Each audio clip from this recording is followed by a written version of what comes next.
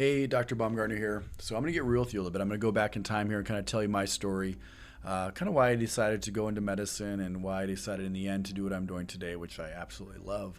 I love helping people. I love help healing people. I love kind of redefining healthcare and really changing the way we're practicing medicine worldwide. But to understand what I do today, you have to kind of back up and kind of understand my story.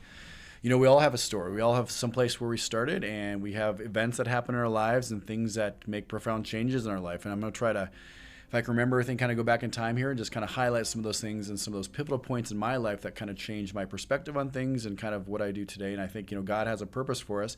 And when you kind of look back in time, those hard times, they change your course, and there's always a reason in retrospect. But if I go back in time, I kind of remember some of my earlier memories. I kind of remember being a kind of a shy kid, actually.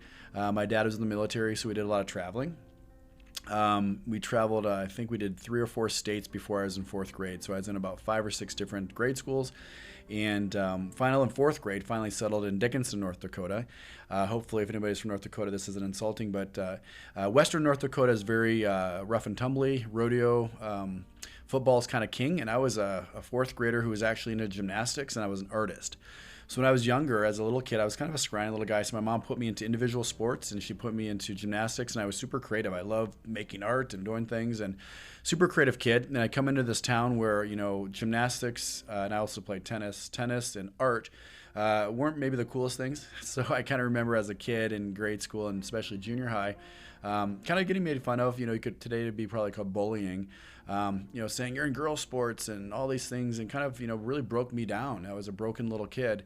And then I remember kind of getting into junior high and high school. I actually got a couple good friends. It only takes a couple people that believe in you that can really change your course. And so by the time I was a freshman, sophomore, and eventually fast forward to a senior in high school, I was voted most influential in my high school. I was on the homecoming court. I was student council president. I was a leader. But as I was okay being a gymnast, a tennis player, and an artist. In fact, by then, people thought I was kind of cool. I was creative. They would ask me to problem solve for them, create art for them, and I was kind of funny, so people would laugh at things I said. And I kind of became really confident in who I was. Going into college, had no skill in singing, but I tried out for a German musical, Der Fledermaus. Didn't get a part, but I had the confidence to try out. I was never a diver, but I was a gymnast, so I tried out for the UND diving team, made the diving team, and was a college athlete. So had just a lot of amazing experiences just because I learned to be okay inside myself and be who I was and be confident in that. But in college, I wanted to be an artist. I was going to be an artist. That was my passion. Is the one thing I was good at was sports and being an artist. And so going to art school was awesome. But fortunately, I got a summer job at a nursing home. I don't know if anybody out there has ever worked in a nursing home or has been a nurse or a CNA. I was a certified nursing assistant, and it was my first job. So they kind of put me with one of the patients in the nursing home who had a stroke. Her name was Barb. She was awesome. I mean, she became awesome. When I first got her, she was catatonic. She couldn't speak. She couldn't feed herself. She had gloves on because she had scratch ulcers in her face. And I thought, this is going to be the worst summer job ever. So I was super bored. So 2 weeks into it, I'm just going to talk to Barb. So I still telling her stories about my girlfriend and things I was doing. And she would kind of perk up and she would listen. And then you kind of fast forward to the end of that summer, my freshman year in college, Barb had her gloves off. She was talking to me. She would feed herself. And at the end of my shift, I would kind of take her to her bed and put her to bed, and I'd kind of turn on the radio. We had radios back then.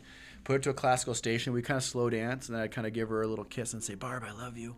And she'd say, I love you too, Joel. And that experience just changed my life. I was like, I've got to be with people. I've got a passion for people. I want to work with people. I want to help people. And I said, I don't know what it's going to be. I just want to help people out. The ironic thing was my dad was a doctor. He was a physician in internal medicine. And for years, I was like, I don't want to be a doctor. They work too much. They're never home. They're always working. They're doing rounds in the evening. They're working weekends. They're on calls. But I got this little tug saying, you can do this. You can do this. And so I kind of challenged myself the next 3 years as to I'm going to take all the pre-med courses. And I'm going to still be a visual arts major, but I'm going to take all these hard pre-med courses. And if God gives me the aptitude to pass the tests and to get accepted, then that's my destiny. That's what he wants me to do. So again, boom, it's my senior year, and you get that letter in the mail after you've done all the hard work, you've done your courses, you've done your pre-med stuff, you passed organic chemistry, ouch. And then you have to get the acceptance letter or the rejection letter. So it was the day everything came in the mail, and I had that letter. I got my dad on the dial-up phone. Hey, Dad, I got the letter. So I opened it up, and then read it. The first word was congratulations. You've been accepted into the class at UND for med school. I was like, Dad, I guess I'm going to med school.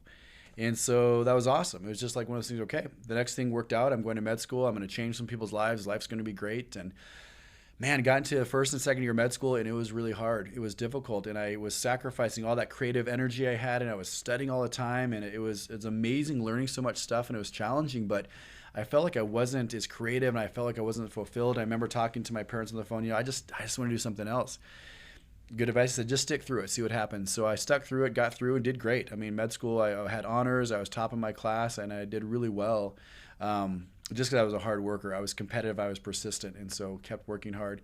Got to the point, your senior year, so 4 years of undergrad, 4 years of medical school, and then you got to make a decision, what do you want to go into? So I thought, how can I affect people?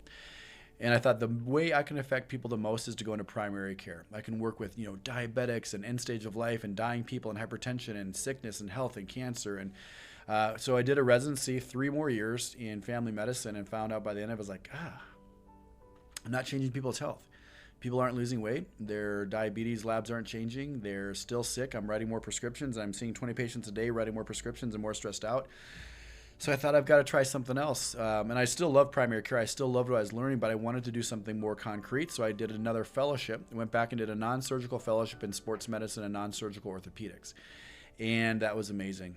We started treating patients for arthritis and pain, and it really fit my love for anatomy and physiology and physics, and just thrived. And I loved it. And luckily, my program director, Dr. Rob Johnson, he was against. And the research back then, even when I was taking this fellowship in the early 2000s, was he wouldn't let us do steroid shots because of the evidence on the detrimental effect it has on tissue, and he wouldn't let us prescribe NSAIDs because it didn't help and made things worse. So we did things like prolotherapy back in the day. We did autologous blood injections, of course, rehab and strengthening and exercise, and all these non-surgical things that were amazing.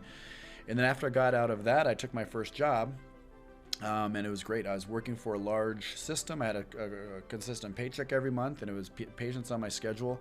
And that was in town here. But then what happened is that big healthcare model left St. Cloud, went back to Minneapolis, and it left all of us doctors with no jobs. So I had 60 days until I had to do something on my own. So I was like, I've got all these skills and I've got all these passions, but I have no job. What do I do? And then another pivotal person in my life, her name was Susan. She was a patient of mine. She said, you know what? She told me this for years. If you ever do anything on your own, let me know, because you've got something special.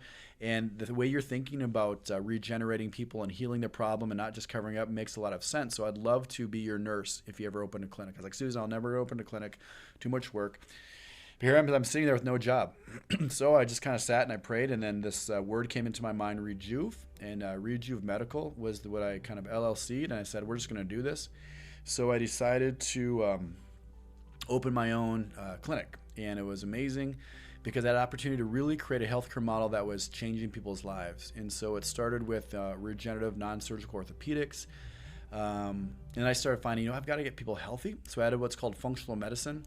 Functional medicine is basically it's like primary care. We're looking at people's health, what's happening with their hormones, their fatigue, their energy levels, looking at with laboratory testing. It's like endocrinology, kind of a subspecialty, and I added that, and Susan came in and did that for me. I did all the orthopedic stuff. But my patients still weren't fully healthy. So I said, we got to get them really healthy. So I added a whole model onto it of medical fitness. So we had a kind of a weight loss program, a fitness program, and that triad of regenerative orthopedics, getting people's joints better, combined with functional medicine, getting the insides healthier, their lifestyle medicine better, combined with fitness and weight loss, was the triad that really was changing the healthcare model. Now again, fast forward, to where we're at today, is we are the nation's leader in what we're doing. I mean, it's super humbling, and I look back and I'm like, this is just amazing, and it's what God's plan was for me, is to do something different, but to give the consumer an option that's no longer covering things up. We're not doing things that are damaging, like steroid shots, which increases risk of spinal fracture and increases risk of tissue breakdown. We're not prescribing pain medications to cover things up. We're doing procedures like PRP and high-end stem cell treatments. They're actually changing people's lives. Over the last 10 years, I've written about 6 different books. I teach doctors from around the world, and I'm just gracious and humble for this opportunity I've been given. And again, it's so fun to look back and to think about your stories and to be thankful for these pivotal moments and these crazy opportunities where you lose your jobs or you meet a friend or somebody comes into your life that really has the confidence into you. So you looking back in time, I'm thankful for everybody, from my friends in 7th grade who gave me confidence, to my experiences, my coaches in college, to my mentors in undergrad that said, you can do this, to my organic chemistry teacher that wrote a letter of recommendation for me, to all these people. I'm just grateful for it. I'm just really happy where I'm at. I love what I do, and hopefully this help those out there too to realize that there's a different healthcare model out there that can really change people's lives. Hey, thanks for listening. That's my story. I just wanted to share a little bit personally about what I do and what I am. And also want to thanks to all my patients out there who've entrusted me in their healthcare and helped me on their journey to getting better and eliminating that pain and arthritis. So that's what I do. That's why I love coming to work every day.